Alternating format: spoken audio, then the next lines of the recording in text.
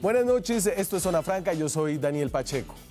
Ponerse en los zapatos del otro. Tal vez es este el ejercicio más importante antes que pensar en leyes, en permisos migratorios, en pasaportes, en chavismo o capitalismo, para entender el reto humanitario detrás de lo que están viviendo millones de venezolanos que salen de su país y para entender el reto humanitario que nos presenta a los colombianos, a los peruanos, a los ecuatorianos, a todos los ciudadanos latinoamericanos hacia donde están migrando estos venezolanos. Ponerse en los zapatos, por ejemplo, de Marelis Quintero, una mujer que salió de Venezuela con sus hijos de 1 año y de 4 años, con un par de maletas y con un pucho de bolívares que pierden su valor afuera de ese país apenas cruza la frontera. Esto lo cuenta la revista Semana en un especial muy reciente. Marelis salió por una trocha porque no tenía documentos, tuvo que rogarle a un presunto guerrillero del ELN para que no le cobrara 20.000 pesos por cabeza que le pedía. El guerrillero, dice ella, lo ablandó el llanto de los niños. Sin plata para coger un bus, Marelis arrancó el camino por la carretera hacia Bucaramanga, de Cúcuta hacia Bucaramanga. Son entre 5 y 7 días a pie. Después de pasar Pamplona, hasta donde llegó con un empujón que le dio a alguien en un carro, siguió el camino a pie hacia el páramo de Berlín para llegar a Bucaramanga. Subía en chanclas, sin saber que el camino hacia el páramo estaba rodeado de temperaturas bajo cero. Durmió varios días en la carretera con cobijas improvisadas porque no tenía un peso para pagar ningún alojamiento. Soportó la fiebre y el llanto de su bebé al lado de la carretera. En el camino pudo comer algo gracias a que grupos de ciudadanos, algunas organizaciones humanitarias alarmadas ante el flujo de 150 a 200 personas que pasan diariamente por esa carretera, se han organizado para dar sándwiches, para dar almuerzos, para dar cobijas. Muchos de los venezolanos sin ropa cálida usan bolsas de basura con papel periódico por dentro para protegerse del frío del páramo. Marelis llegó finalmente a Bucaramanga con sus 2 hijos porque logró un aventón. Atrás tuvo que dejar a parte del grupo de personas que viajaba con ella. Los tendrá que esperar unos 4 días más mientras ellos llegan a pie a Bucaramanga. Entre tanto, ella en esa ciudad busca ayuda de la alcaldía, de alguna organización para aguantar. Cuando lleguen sus compañeros de viaje, entre los cuales había parientes, seguirá como sea viajando hacia el sur, donde dice la espera un conocido en Ecuador con una posibilidad de un trabajo. Ponerse en los pies del otro. Para todos los latinoamericanos significa hacer esfuerzos grandes para recibir a miles, a cientos de miles, tal vez a millones de venezolanos que seguirán saliendo de su país, no solo en estos días, no solo en los próximos meses, sino probablemente durante años. Aquí arranca Zona Franca.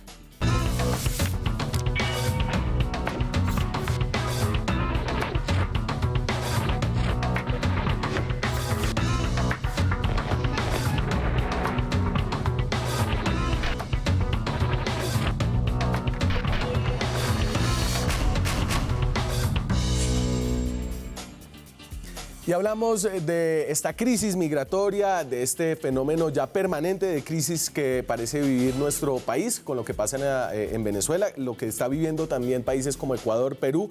Y me acompañan esta noche Laura Gil. Laura Gil es internacionalista, escribe una columna en el diario El Tiempo, es periodista ocasional de Semana en Vivo, el programa de opinión y debate de la competencia de Cable Noticias. Laura, un gusto tenerla acá.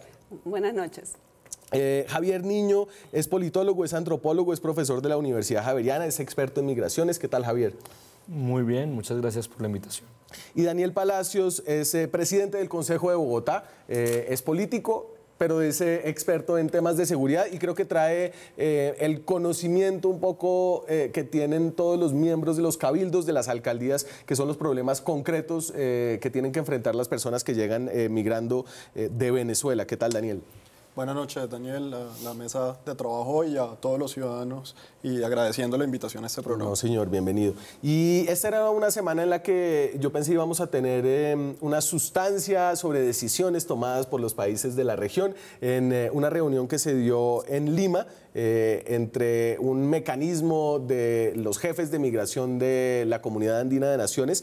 Sin embargo, de allá salió este, digamos, lánguido comunicado de intenciones y de propuestas que dio aquí en Colombia el canciller Carlos Holmes Trujillo. Ayer se reunió el Consejo Andino de Autoridades Migratorias con el fin de analizar medidas comunes para atender esta crisis migratoria venezolana. En tal virtud, los países asistentes, es decir, Colombia, Ecuador y Perú, acordaron evaluar las siguientes medidas.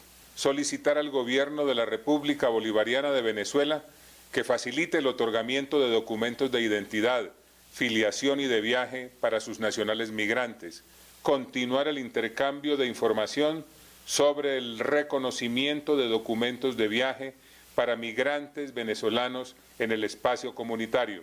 Coordinar con la cooperación internacional, en particular con la OIM y ACNUR, para el financiamiento del traslado y reasentamiento de los migrantes en estados no comunitarios. Y a ver, yo resalto, además de los puntos que parecen como unos puntos importantes, lo que venía antes de esos puntos, y es, acordaron evaluar, sí, pedir al gobierno venezolano, es decir, no acordaron nada, todavía no hay nada ahí. Laura. Pues mira, yo creo que hay más de lo mismo. O sea, hay más de unos países que no saben cómo atender una situación tan grave y por lo menos se sentaron, Daniel, por lo menos están hablando. Ahora, lo que yo creo es que hay que tener mucho cuidado en alzar mucho las expectativas, uno. Dos, hay que tener cuidado con tratar este tema como si fuera una crisis migratoria temporal. Esto ya es un problema permanente, o sea, mañana se acaba el régimen y la gente va a seguir llegando. Y no solo eso, mucha de la gente que ya llegó no se va a querer devolver. O sea, tenemos que tratar esto como una situación de migración permanente y entender las dimensiones de eso. Tiene ahí una estadística que me parece tremenda, que es 2 de cada 3 personas que emigran de su país nunca regresan. Es decir, 2/3 de los venezolanos que salieron para Ecuador, Colombia, pero nunca van a volver a Exacto, entonces eso hay que tratarlo, ¿no? Hay que tratar. Y tercero, creo que el problema de fondo no es la crisis migratoria. O sea, la crisis migratoria se está dando por una razón y todavía nadie ha descubierto la solución que hay para poder lograr la transición en el vecino país. Y yo acá... realmente lo que me parece importante señalar es que siento que la Cancillería cree que todo es muy fácil, ¿no? Que es hablemos, o sea, que están levantando mucho las expectativas cuando las cosas creo que son un poco más complicadas.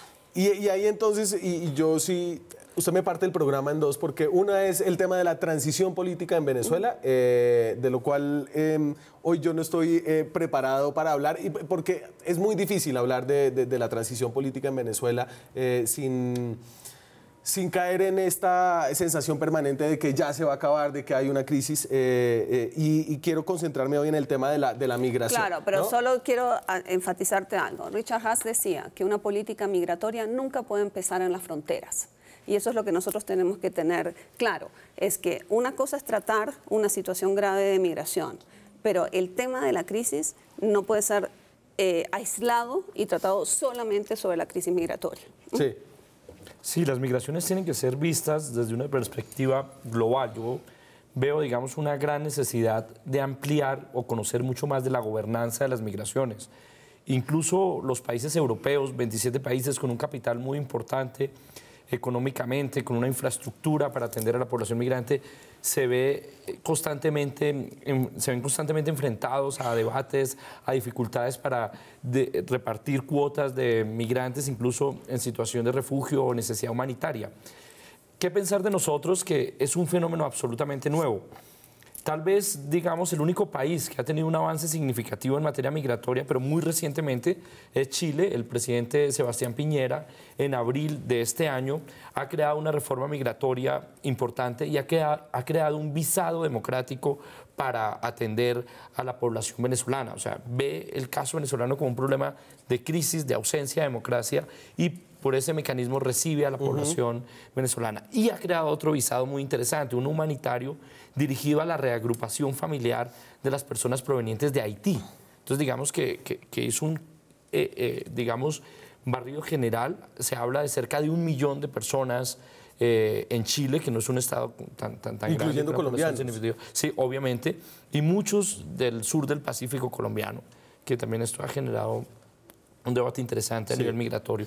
A ver, yo creo que la sensación de que no es un problema de fronteras está reflejada, y creo que vamos lentamente entendiéndolo con el hecho de que usted esté aquí, Daniel, porque usted es el presidente del Consejo de Bogotá, que está a miles de kilómetros de cualquier frontera que tiene Colombia, pero que ya está teniendo que preguntarse cómo hacemos nosotros para volvernos el principal receptor de migrantes venezolanos en todo el país.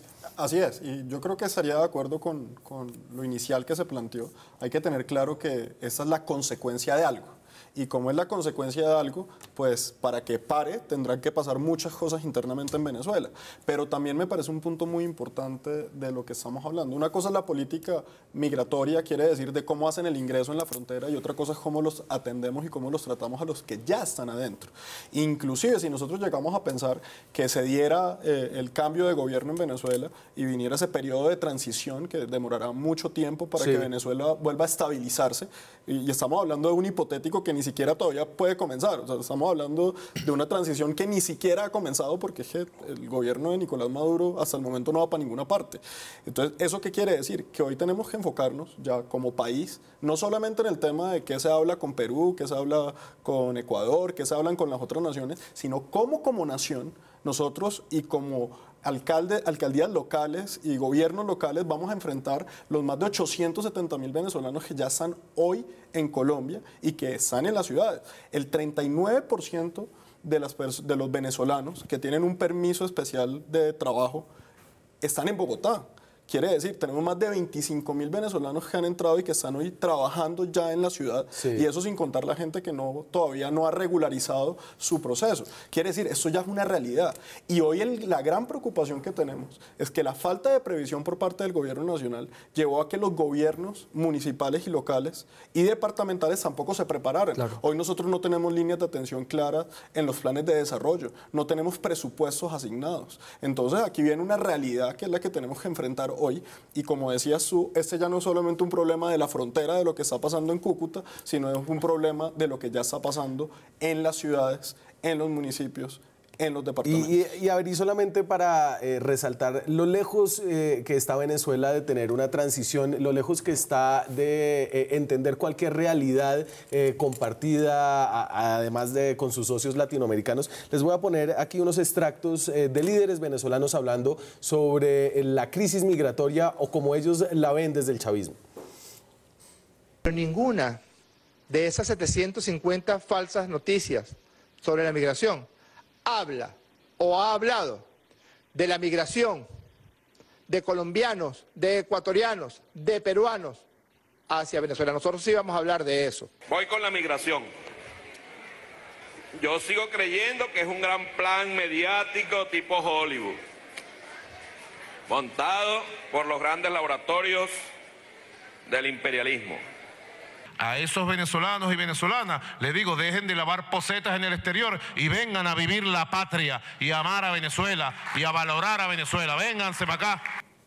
A ver, pero ni siquiera hay una coherencia mediática en sus fantasiosas paranoias antiimperialistas, porque por un lado Diosdado Cabello dice que es una ficción hollywoodense y por el otro el presidente Nicolás Maduro invita a los venezolanos, ¿no? Pero entonces, y esto para decir que de alguna forma esto es un problema con el cual tendrán que lidiar Colombia, Ecuador, los restos de países latinoamericanos sin el concurso de Venezuela. Es decir, aquí uno no puede esperar absolutamente nada ni pedir nada de Venezuela. Yo no creo que se pueda pedir mucho. Aquí, por ejemplo, tenían la esperanza estos 4 países andinos de que, por ejemplo, Venezuela regularizara algo de la documentación. Como ustedes saben, uno de los problemas que están teniendo los migrantes es poder probar su nacionalidad venezolana y poder trasladarse a los países con la documentación que necesitan. Por ejemplo, eso es algo sumamente grave para el tema de los títulos. O sea, el 60% de los venezolanos que están en Colombia mayores de edad son universitarios, pero no necesariamente están en capacidad de poder comprobar y homologar sus títulos aquí, porque muchos de ellos no pueden acercarse a las universidades para que les den los papeles que necesitan, las actas de grado, y después ir a postillar. Ir a no pueden hacer ni siquiera el trámite, o sea, con su embajada. O sea, entonces, Pero también digamos, hay un interés del gobierno venezolano en no administrar y no entregar esos documentos. ¿Por qué? Y entonces a eso quería, cuando tú hablabas de las contradicciones de estos de declaraciones venezolanas que hablaban de los oficiales venezolanos, cómo se contradicen ellos. Mira esta contradicción. Niegan la presencia de migrantes, pero tienen plenamente claro de que ellos están sobreviviendo a punta de las remesas que mandan los migrantes a su país. Entonces, por eso, en las últimas medidas que han tomado, han incrementado los controles para recibir remesas, para poder sacar a través de las transacciones en el sistema financiero venezolano una tajada de las remesas que envían. Entonces, miren lo curioso. Cuanto más migrantes haya afuera mandando plata a Venezuela, más se beneficia el régimen venezolano.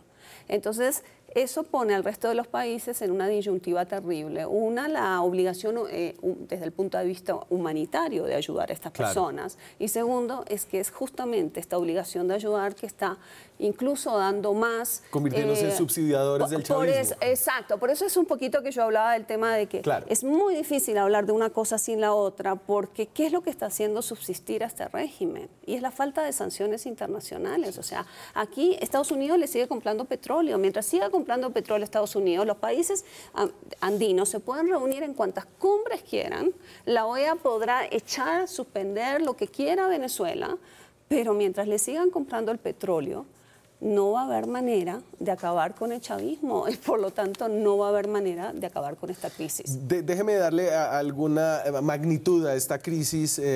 Carlos Holmes Trujillo, el canciller, ha insistido en comparar esto a las grandes crisis migratorias del planeta y de, digamos, conflictos internacionales como el de Siria. Tampoco, todavía no, al menos en las cifras que tenemos de la OIM. Así se compara esto con algunas de las otras crisis. Por ejemplo, de Siria han salido 6.9 millones de personas. Lo de Siria es evidentemente mucho más grave. De Myanmar, yo no sé, ¿se dice Myanmar o Birmania?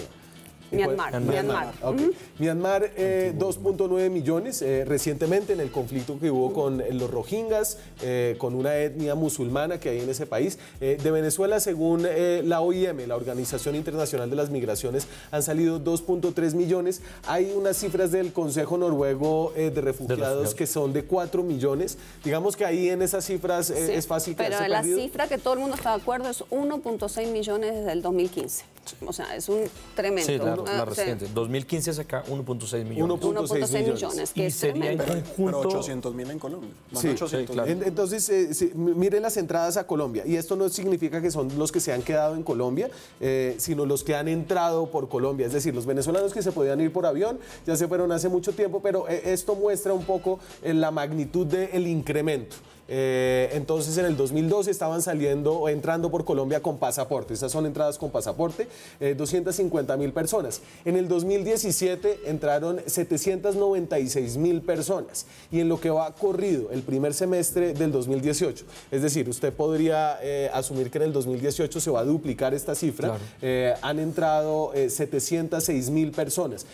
Para todo el total del 2018 probablemente van a haber entrado 1.400.000 personas con pasaporte. Estos son personas con pasaporte, es decir, no los que han entrado por las trochas, no los que han entrado ilegalmente, sino por los cruces fronterizos. Pero ¿tú estás seguro que esos con pasaporte? Porque te voy a decir, los cruces fronterizos, ¿de cuáles hablas? ¿De Cúcuta? Porque en Cúcuta nadie muestra un pasaporte. O sea, en el puente Simón Bolívar lo que hacen es muestran una... O sea, entonces... O sea, hay que tener cuidado con esta cifra. Porque cada día más a mí me parece una cifra muy alta para entrar con pasaporte. Porque la gente no está entrando con pasaporte, está entrando con la tarjeta.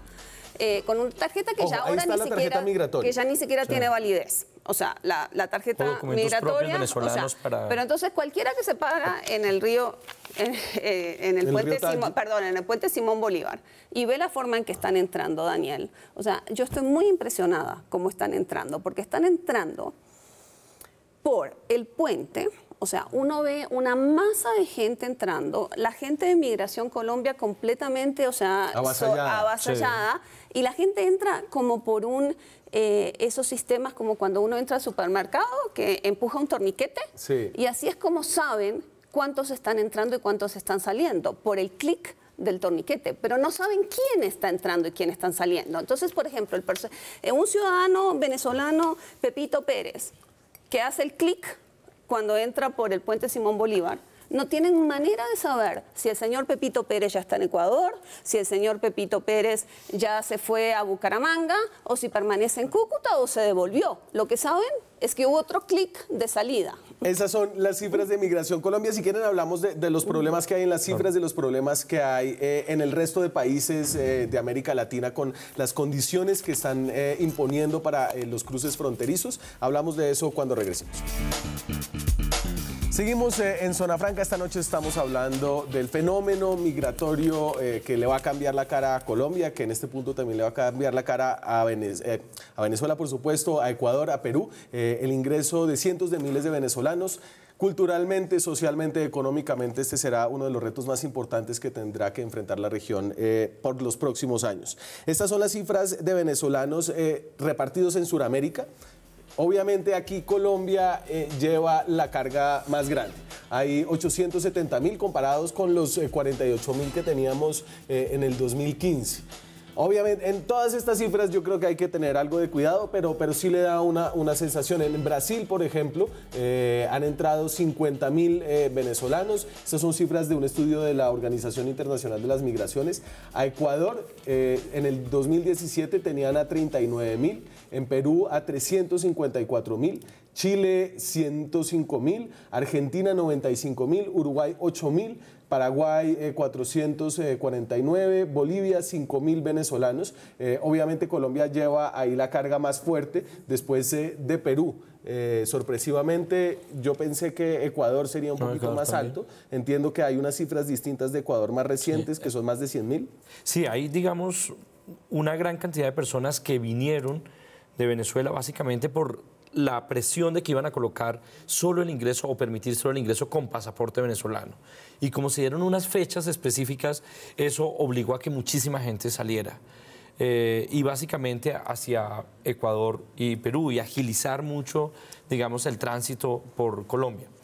Afortunadamente, digamos, por criterio humanitario, un juez, digamos, determinó que no era constitucional colocar este permiso y privilegiar el carácter humanitario. Y Ecuador, pues básicamente... ¿En Ecuador? En Ecuador. No, en el caso de Perú. ¿Y en Ecuador también? Y en Ecuador, digamos, fue un criterio, digamos, de permitir, digamos, ya situaciones humanitarias muy complejas como mujeres con niños o adultos mayores, digamos, hacia las personas, digamos, más vulnerables. Ecuador les da la acogida y en este caso... A ver, entonces déjeme, nosotros tratamos de hacer un barrido de cómo eran las condiciones para entrar a cada país. Y aquí hay que ser muy cuidadoso porque esas son las condiciones oficiales. Obviamente nuestros países con instituciones débiles tienen fronteras muy porosas y que son básicamente a veces un saludo a la bandera estas reglas. En Colombia, ¿qué es lo oficial en Colombia? Entonces, usted si es venezolano necesita el documento de identidad, la cédula venezolana o el pasaporte. Si solamente tiene el documento de identidad, necesita un comprobante de un tiquete con destino a otro país para mostrar que solamente está de tránsito. Necesita una tarjeta de movilidad fronteriza, es esta tarjeta que le dan a gente que vive cerca de la frontera para entrar y salir, o el permiso especial de permanencia que tienen muchos venezolanos. Ya más de 70.000. Más de 70.000. Tienen opción para conseguirlo los 870.000 que están ya registrados. Vamos al siguiente, que es Ecuador. En Ecuador el documento de identidad, y esto era hasta el 17 de agosto del 2018, porque después el gobierno anunció el requisito de pasaporte a partir del 18 de agosto. Después el 24 de agosto una juez de familia tumbó esta restricción del pasaporte y pidió al gobierno preparar un plan integral migratorio, pero luego el gobierno, como para hacer el quite, está exigiendo... lo que dice es un certificado de validez del documento de identidad de los venezolanos, que es ponerlos en un problema también muy grande, ¿no? Perú. Yo tengo entendido que en Perú usted necesita el pasaporte. Sí, pero también, digamos, se logró que no se exigiera para poder permitir... Que no, entonces, que no se... Y en Brasil, usted puede entrar creo que sin documentos. Esto es lo que yo tengo entendido, según la reportería que hicimos. Los venezolanos para acá, que para Caimán.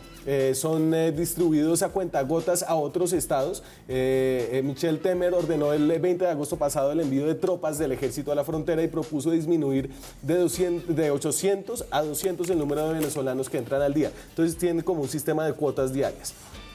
Yo me imagino que el reto ahorita en la región es pongámonos de acuerdo en algo, porque si no, esto va a generar unas distorsiones y unas expectativas distintas para los venezolanos que están saliendo. Pero igual hay varias realidades ahí que de todas maneras ponen a Colombia en una situación difícil, y después la cercanía geográfica que tiene la frontera y los puntos de entrada que tiene con Venezuela.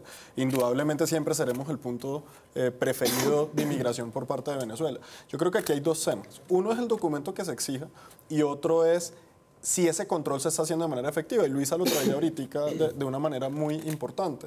Y es, yo se le pido la cédula, pero la cédula quiere decir que usted presenta la cédula, se hace una verificación de la cédula en una base de datos, queda un registro, se hace huellas, se toma fotos, se hace todo el tema biométrico para el ingreso de la persona, o es que la persona pasa y se la muestra al guardia y lo dejan pasar. Pues, Laura, eso genera unas realidades en materia de control para saber realmente quiénes están entrando.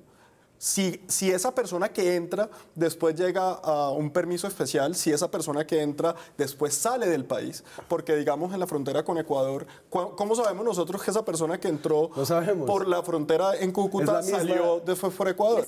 Entonces aquí es un tema también de control migratorio, que no quiere decir que por tener un buen control, por tener un buen sistema, se esté cerrando la posibilidad de entrar, porque tenemos claro que hay que dejarlos entrar, hay un tema de crisis humanitaria, hay que atenderlos, pero hay que tener un control fronterizo que nunca lo hemos tenido bueno. Hay que recordar por nuestras fronteras entra cocaína, entran armas, hay tráfico de todo, contrabando. Entonces, eso lo que nos pone en realidad es un problema que tenemos también de control fronterizo muy grande. A ver, y yo sí quiero destacar el hecho de que Christian Kruger, que es el director de Migración Colombia, haya sido ratificado en su cargo por el presidente Iván Duque, y ahí uno puede deducir de eso que se está avalando un poco lo que se estaba haciendo, que se considera un tema de alta sensibilidad y no se quieren generar cambios. ¿Usted cómo lee un poco esa decisión en medio de esta coyuntura?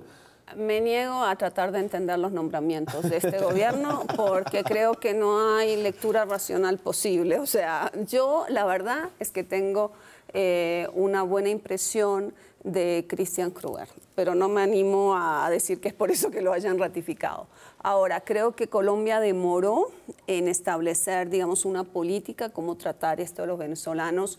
Esta llegada masiva se demoró mucho, pero finalmente creo que estamos haciendo lo que es correcto. Los decretos que dejó el gobierno anterior creo que son lo que el país necesitaba para poder responder de manera responsable. Ojalá no vaya a haber marcha atrás en esos decretos, que son básicamente los que le garantizan derechos a los venezolanos. Pero ojo, porque esos decretos llegan hasta cierto punto. Esos decretos regularizaron a personas que entraron hasta agosto de este año, entiendo. Es decir, ahorita hay que hacer algo para los que siguen. Exacto, regularizaron básicamente a los que se inscribieron, en el permiso especial. O sea, hicieron un censo. Colombia hizo una cosa impresionante, que es, con la ayuda de ACNUR, hicieron un censo de casi 400.000 personas en un periodo de 4 meses. O sea, en ningún otro lugar del mundo se adelantó una iniciativa de ese estilo.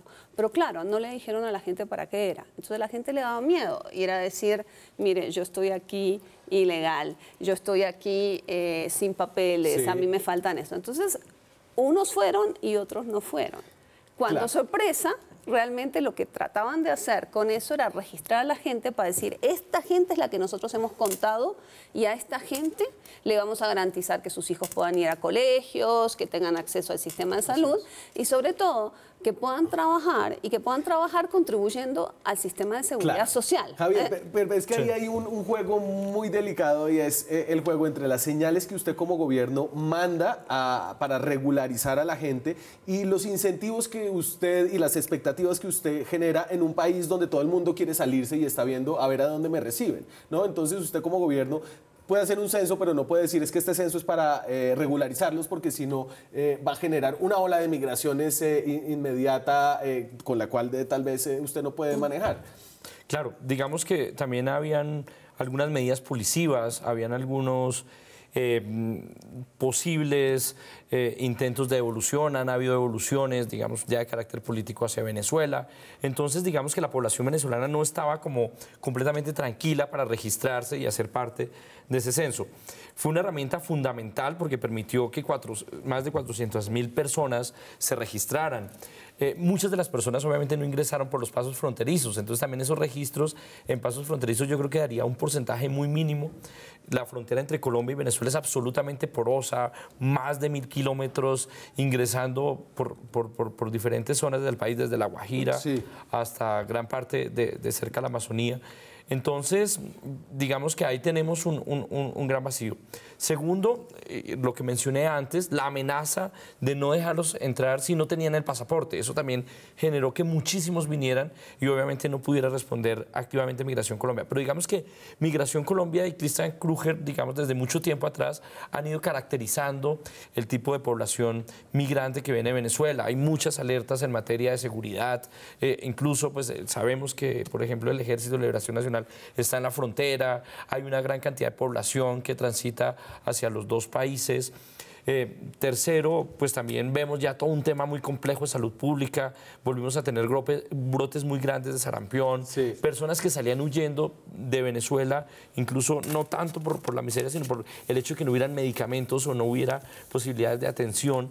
Entonces, todo esto, digamos, permitió inicialmente un trabajo de Migración Colombia que yo creo que fue reconocido por el presidente Iván Duque y de ahí viene un poco la garantía. La continuidad. Y digamos, la cifra que uno tiene hoy de Migración Colombia es de que hay, a través de esos decretos hay 442.000 ciudadanos venezolanos que están en proceso de regularización. Y quiere decir, ahí tenemos un avance. La realidad de eso es que si bien el gobierno puede sacar unos decretos en donde dice eso, al final de cuentas, ¿quiénes son los que terminan teniendo que hacer inversión en atención en temas de salud? Por ejemplo, hay una cifra muy importante de Bogotá. Bogotá entregó más de 28.000 dosis de vacunas para niños y madres gestantes venezolanas en lo que va corrido del 2018. Eso es algo que lo está atendiendo Bogotá. Quiere decir, aquí hay un tema en donde las ciudades, y en especial las grandes urbes, tienen que comenzar a adoptar unos temas presupuestales y unos programas muy claros de atención, porque lo que nos está pasando hoy es que, claro, la persona entra por Cúcuta, pero la oferta laboral generalmente o la tranquilidad la buscan en ciudades como Bogotá, en ciudades como Medellín, porque tratan de llegar a los cascos urbanos donde puedan buscar trabajo o oportunidades. Y ahí es donde realmente tiene que haber una articulación muy grande entre el gobierno nacional y los entes territoriales para buscar definiciones claras, rutas de atención claras, no solamente en materia laboral, porque hoy, por ejemplo, Bogotá tiene una ruta de atención como para tratar de ubicar, pero ahí viene todo el tema de salud, cuánto nos va a costar eso, cómo lo vamos a cubrir. Y espérense que me tengo que ir a la pausa, vuelvo con ustedes después de comerciales.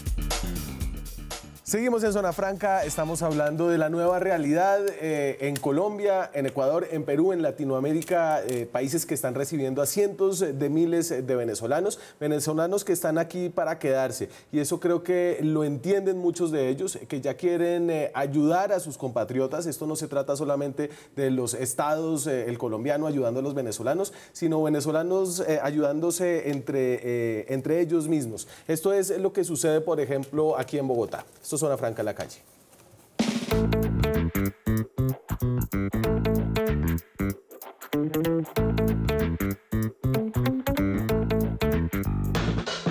Mi nombre es Gonzalo Oliveros Navarro, yo soy presidente de la Asociación de Migrantes de Venezuela, ASO Venezuela,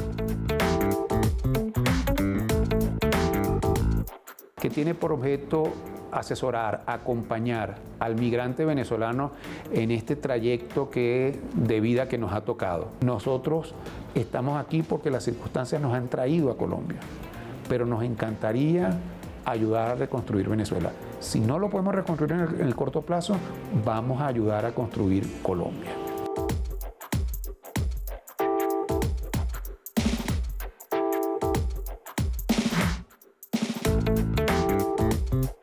Todos los 6 somos abogados. Nosotros empezamos por la orientación.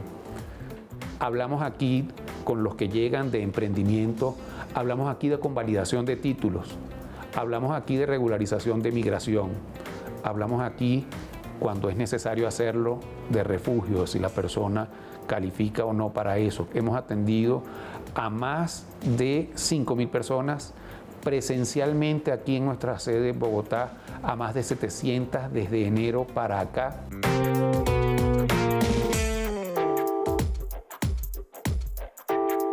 Nosotros le propusimos al gobierno del presidente Santos que se aprovechasen los recursos que venían de los gobiernos que están ayudando al tema migratorio, parte de ello, para la creación de un fondo de emprendimiento. Hemos organizado, por ejemplo, en Fontibón, en Kennedy, que se me ocurre en este momento, actividades que permiten que a ellas asistan venezolanos a los que nosotros caracterizamos y orientamos. Ellos nos informan el tipo de trabajo que pudieran desempeñar y cuando algún empresario nos llama, revisamos la lista que tenemos aquí y los tratamos de llevar hacia esas empresas. Nosotros diseñamos con base a una sentencia emitida el pasado 1 de junio un programa denominado Tutela tu Salud.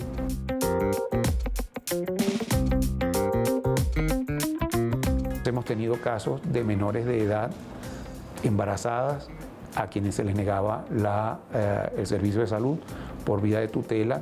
Les acompañamos en ese proceso, se logró.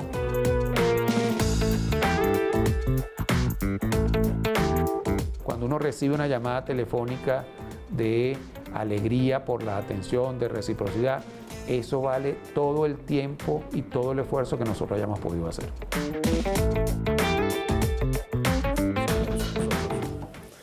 Venezolanos que ayudan a venezolanos. Hablábamos de las cifras de cuánta gente hay aquí en Colombia y en qué condiciones están. Estas son las cifras oficiales que tenemos. Entonces, en total son 870.000 personas. El 50% están en proceso de regularización. ¿Esto qué significa? Que se registraron y ahora están esperando a que se tramite su permiso especial de permanencia. Como son tantas personas, tienen como un pico y placa. Hay 20.000 diarios, entonces cada día les toca el paquete de 20.000 entrar y registrarse. De los regulares hay 66.800 que están con visa o con cédula de extranjería, hay 133.000 que están con tiempo establecido, es decir, los que entraron con pasaporte y tienen 90 días de turismo, hay 181.000 ya con el permiso especial de permanencia.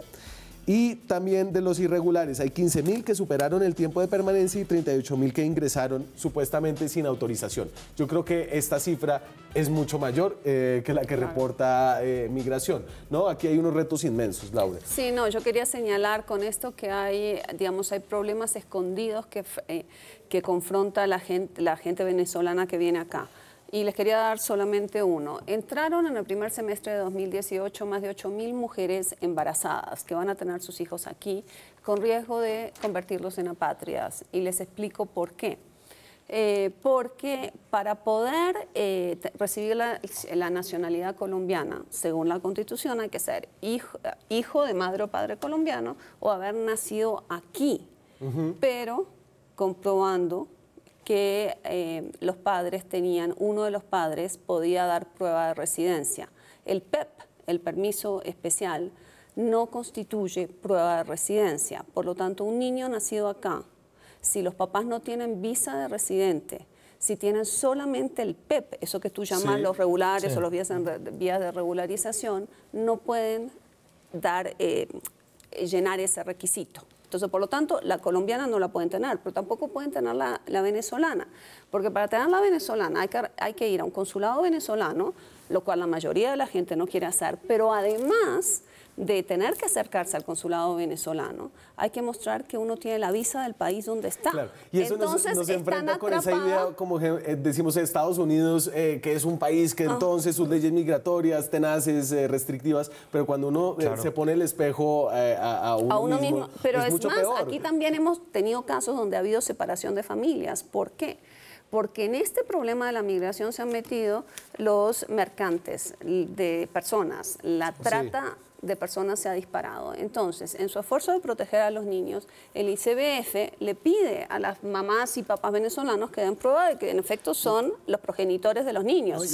Y muchas veces no han podido, y ha habido casos puntuales, no estamos hablando de una política masiva como en Estados Unidos, pero ha habido... De separación. Y lo estoy contando, Daniel, para mostrar los problemas concretos a los cuales se enfrenta una política migratoria. Claro, y sumándole a eso, 1.226 partos tenemos ya registrados de venezolanas en Bogotá. Quiere decir, está claro el punto al que tú estás llevando, de que eso puede causar una situación bastante compleja para la persona que nace con ese permiso. Creo que Colombia va a tener que hacer un tránsito a pensar no solamente en un permiso especial, sino también en estos permisos de residencia, estilo como el que tienen en Estados Unidos, mientras están en el proceso de recibir la residencia, porque eso es una situación bastante compleja. Ahora, la pregunta es, en toda su extensión jurídica, ¿hasta dónde ese PEP le da realmente unos derechos a quien nace, a quien ya tiene una vocación de permanencia en el país? ¿Cómo viene ya ese proceso realmente de vivir en Colombia? Claro. Exacto, justamente por eso, porque no hay visa. O sea, Javier hablaba de la visa en otros países. Y el problema grave aquí es que son niños que van a ser apátridas, o sea, se les viola un derecho fundamental a tener una nacionalidad y unos documentos.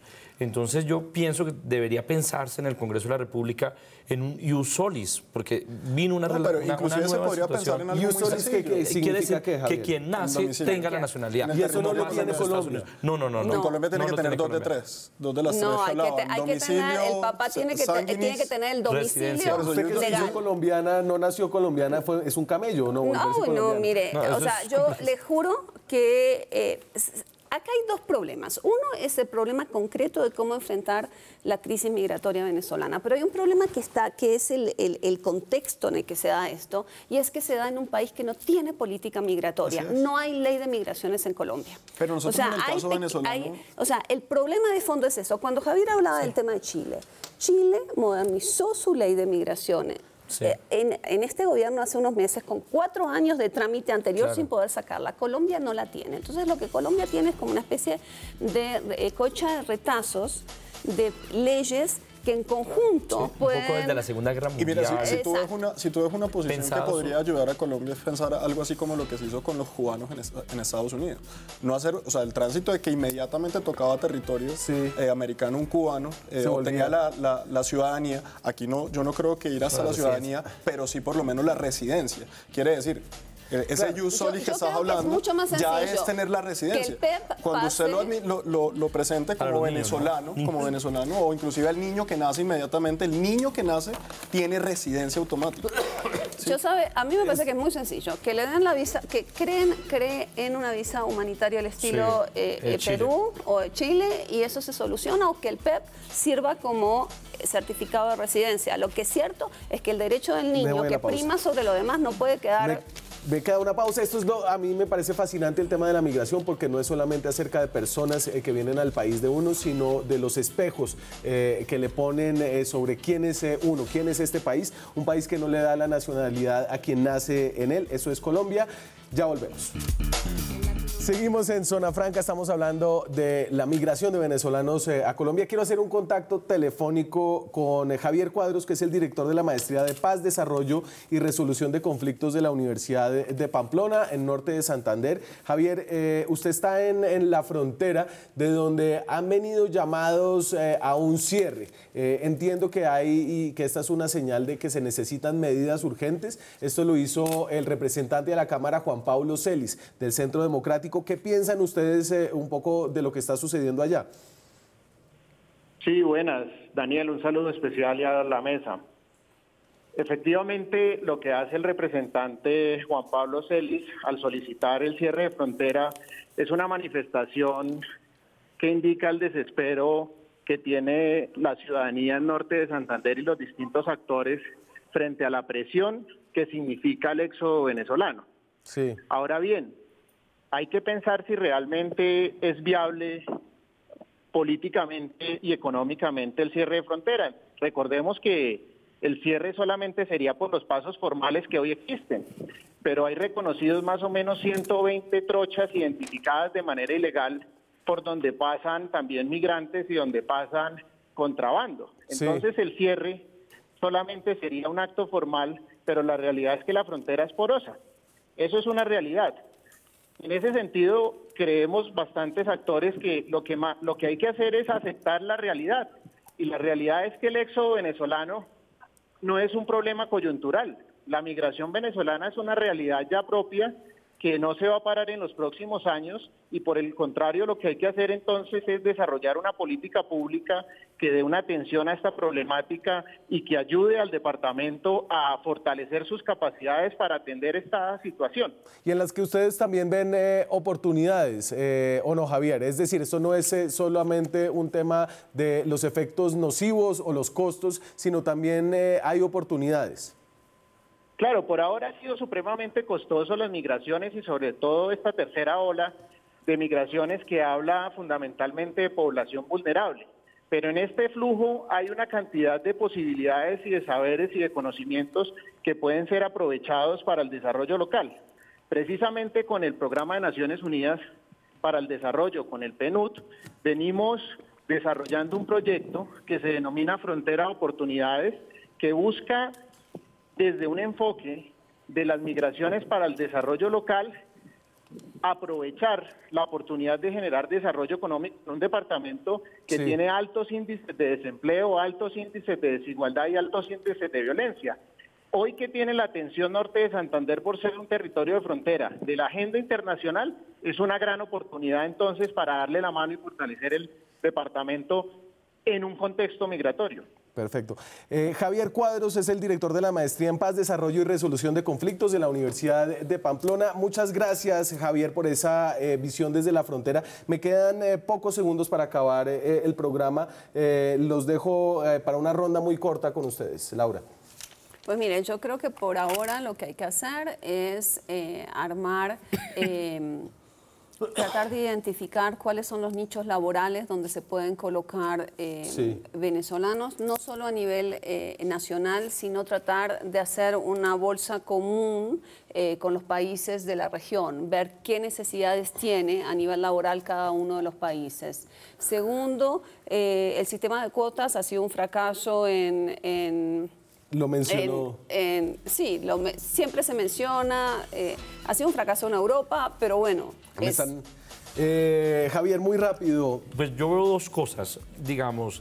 Sí es importante una colaboración de los países en la región, de buscar fondos para administrar esta gran crisis humanitaria, la vulnerabilidad de las personas, niños vinculados a grupos armados, mujeres en trata de personas con fines de explotación sexual y por último una alerta muy importante a las próximas elecciones locales, a tomar digamos el tema de la población venezolana en Colombia a nivel municipal y departamental desde un criterio humanitario en esas elecciones. Daniel Palacios. Yo concluiría, aquí necesitamos mejor control fronterizo que tenga identificación para poder tener una estadística clara e identificar quiénes son los que están entrando. Necesitamos políticas públicas serias desde lo nacional, pero también desde lo local para buscar los recursos para poder atender a quienes ya están. Y sin duda alguna necesitamos ya una posición decisiva de la comunidad internacional frente al tema de Venezuela. No te puedo decir sin una palabra contra la xenofobia. No podemos ser tan hipócritas de criticar al régimen del país vecino si no ayudamos a sus víctimas. Tenemos que ayudar a los venezolanos que llegan. Muchas gracias a ustedes, muchas gracias a ustedes. Nos vemos la próxima semana con más periodismo, con más debate, con más opinión. Chao.